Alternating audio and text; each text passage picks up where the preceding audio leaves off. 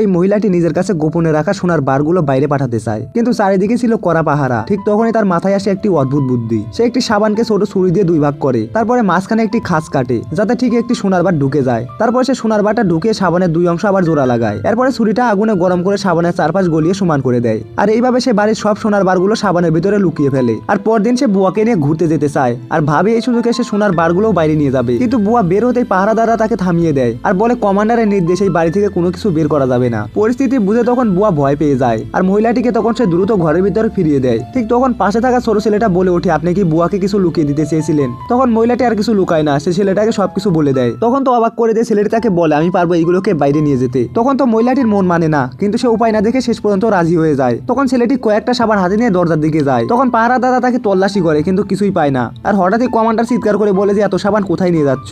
তখন ছেলেটি শান্ত গলায় বলে, স্কুলে কেউ আমার সঙ্গে খেলে না, আর এই সপ্তাহে আমরা ইতিমখানায় গিয়ে কাজ করেছি, এমনকি কাপড়ও ধুয়েছি, আর ওদের জন্যই আমরা সাবান নিচ্ছি। তখন কমান্ডার সন্দেহ করে। প্রথমে সে একটা সাবান ভেঙে দেখে, কিন্তু কিছুই নেই। তখন সে দ্বিতীয়টাও ভাঙে, তাতেও কিছু নেই। কিন্তু তৃতীয়টা ধরতে যেতে ছেলেটি তখন কথা ঘুরিয়ে দেয়। আর তখনই কমান্ডারের সন্দেহ কেটে যায়। তখন সে ছেলেটাকে ছেড়ে দেয়। আর এইভাবেই ছোট ছেলেটির বুদ্ধি আর সাহসের জন্য সোনার বারগুলো নিরাপদে বাইরে চলে যায়।